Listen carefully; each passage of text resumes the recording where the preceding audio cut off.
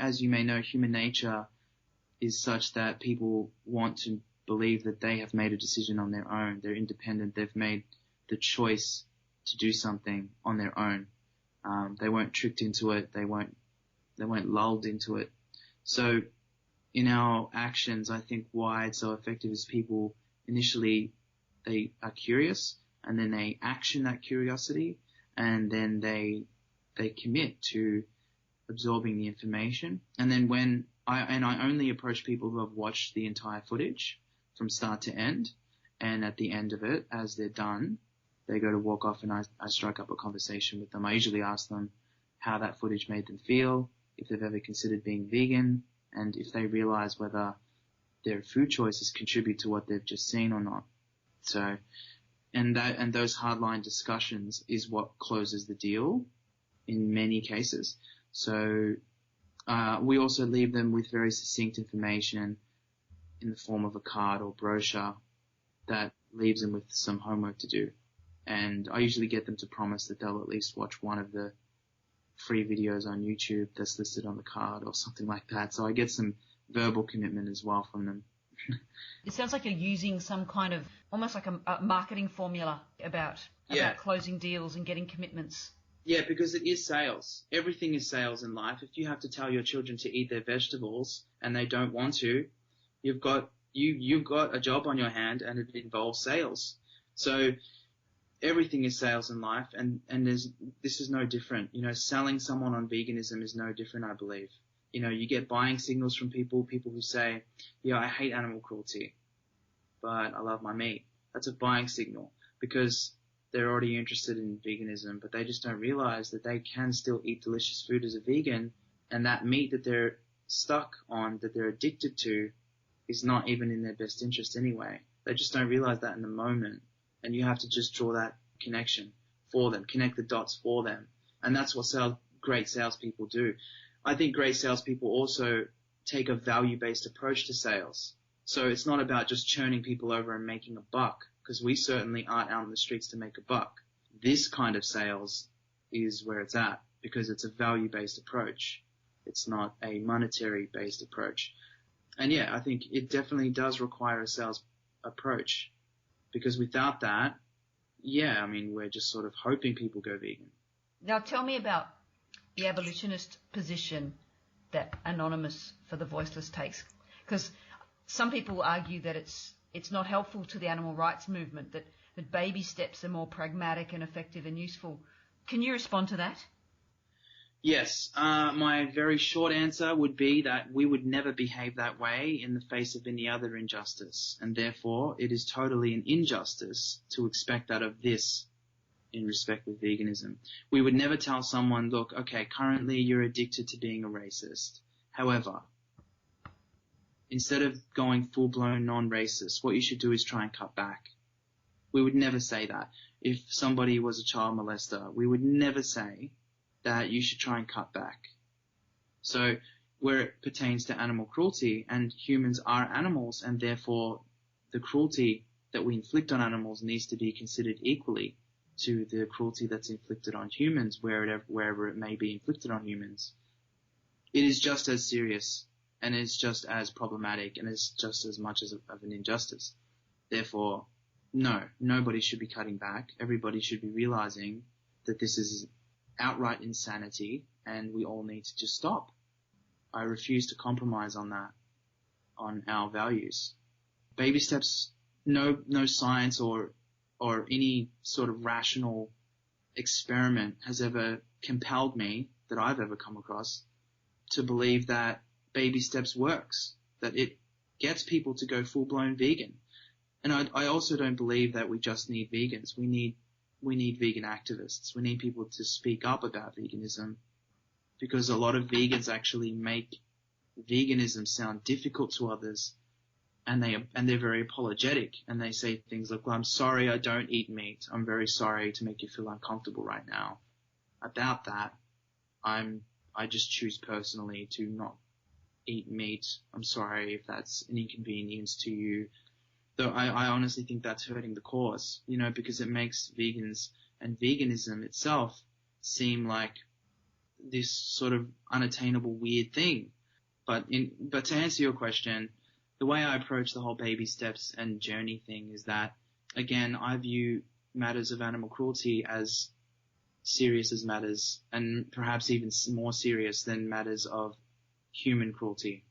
So since we would never compromise on those other injustices that occur within our own species, we shouldn't be doing that with non-humans. Do you have plans or dreams of expanding and maybe having additional chapters around other Australian cities so you can reach all those other millions of people that are out there, waiting for that seed to be planted? Yeah, absolutely. I've already spoken to many people about that, people who want to set up interstate or internationally, and I'm more than happy to give them all of our tips and tricks to running these campaigns, all the things that we've learned along the way. Of course, the most vegan saturation possible is the ideal. Are these protests likely to end soon, or you're just going to keep going indefinitely? That's a good question. I am going indefinitely at this point. I'm taking off at the end of August. I'm planning. I have to go overseas and I have to focus on other means of activism. Can you give us a hint what they might be? Any clues? Yeah, I'm focusing on YouTube activism, online activism essentially, because I went vegan due to YouTube, and I know that most people I talk to have gone vegan because of social media, and I really want to tap into that. So I want to focus on that to make an even bigger impact. But these campaigns have been going so well, and I'm so excited by how things have gone that I want them to continue. I'm just still at this point sourcing the correct individuals to leave it with. I'm inspired to come and join you. I want to come out there. I think it sounds amazing. I think what you're doing sounds so incredibly effective. It sounds I don't know, intimidating. It sounds a little bit scary. Yeah, it is a little bit for first timers. Yeah, it is a little bit scary. But what I like to say in the briefing is that what we do is nothing in comparison to what the animals that we're fighting for go through. It can't even be compared. But I do have a system in place to keep people fresh on the day, and the safety of our volunteers is paramount to me. So if anybody's acting up from the public, I'm quick to act on it, shoo them on their way. So yeah, it is intimidating to a certain degree because you're putting on a mask and you're showing people the truth. And the truth is harsh. The truth is scary. But it needs to be done. We need to be speaking. We need to be out there, and no one else is going to do it. I think putting on the mask, for me, that sounds comforting. Like, I think having without the mask would it be even scarier. The scariness is also something that's a bit motivating, If it scares you, there's probably a good enough reason to go and do it. Yeah, exactly. And many people have said that they really enjoy the aspect of having anonymity during the campaign. Yeah, yep, definitely. I mean, I want to come and join you, and I'm hoping that maybe some listeners might also feel inspired to come join in as well. How do we get in contact? What do we do to get out there with you? The best thing to do is to go over to our Facebook, which is facebook.com/anonymous for the voiceless. Once you've done that, go to our events. There's a tab, I think, on the public page. You click on the events tab.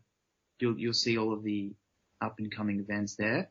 RSVP to the events that you're interested in joining, and read the description in the event and follow those instructions. And it's really quite simple. You just have to have dark clothing. If possible, a black hoodie would be great. And if you don't have a laptop or a tablet, that's fine. Please come along anyway. If you do, then use that tablet or laptop on the day, but just follow the instructions in the event description on what to do with downloading the footage, and you'll see the instructions there. And then just come along and don't be late. Be there at 1, and we set up and get started around that time. So that's really it.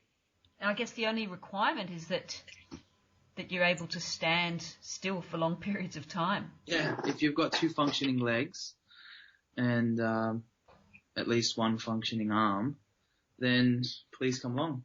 It sounds fascinating, and I think you're going to see me soon. We heard from Paul Bashir, who is the co-founder and director of Anonymous for the Voiceless, which is a direct action and public outreach initiative in Melbourne.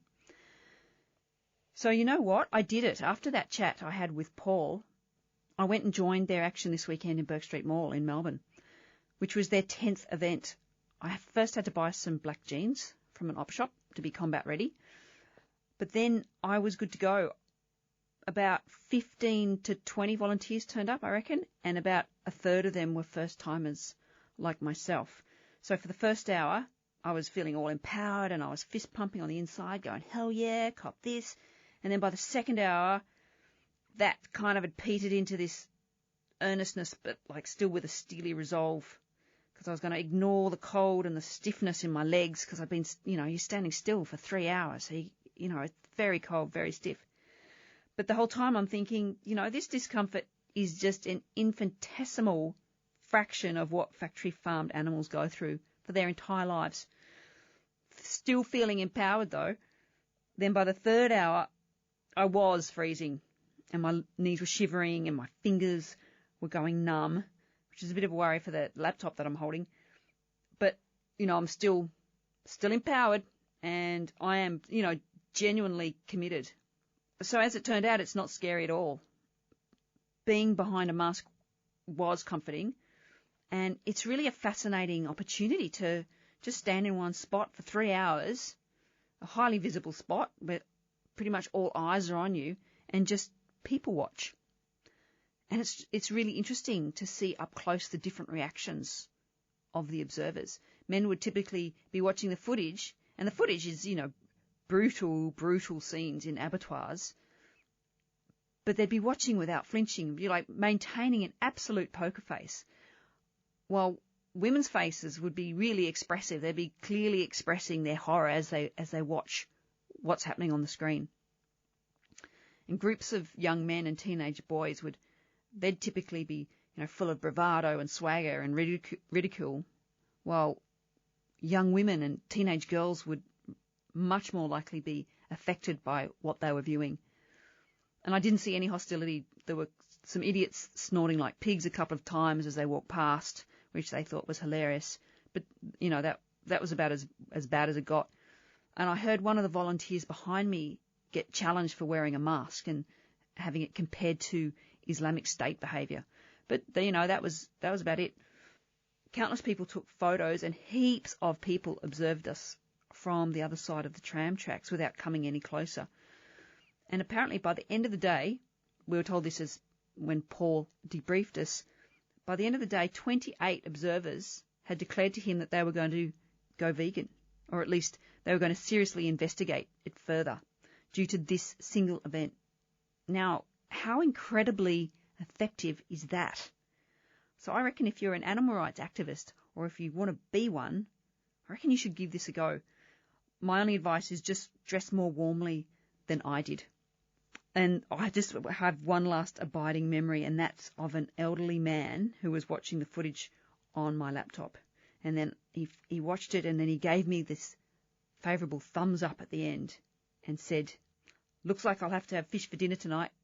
I just realised how much more work there is still to be done.